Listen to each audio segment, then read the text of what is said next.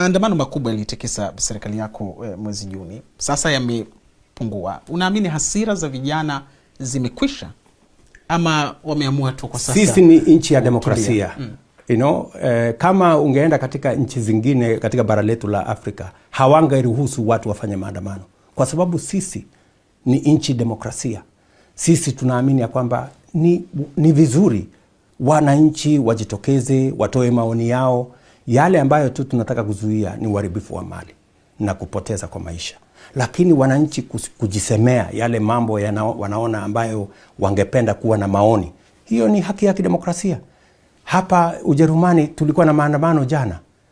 Tunakuwa na maandamano kila mahali katika nchi zote za demokrasia. Lakini tofauti ya Kenya ni kwamba watu karibu 20 walikufa na wanaohusishwa ni vyombo vya ulinzi na usalama. Tofauti kati ya Kenya ni kwamba kuna uharibifu mkubwa wa mali. Hapa hakuna mtu anaenda kuchoma nyumba ya mtu, hakuna mtu anaenda kuchoma biashara ya mwingine, na hiyo ndio lazima tuanze kuzoea kwamba katika demokrasia lazima kuwe na balance kati ya wale ambao wanataka kuandamana na haki ya watu kulinda biashara zao na kulinda mali ya umma na kuhakikisha kwamba tunafanya ile expression kwa njia ambayo iko na nidhamu.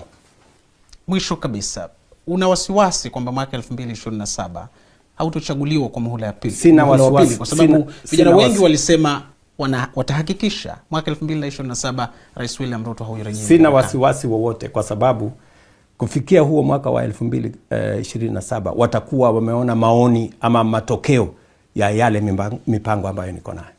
Rais William Ruto wa Kenya, shukran sana kwa kuzungumza. Asante sana.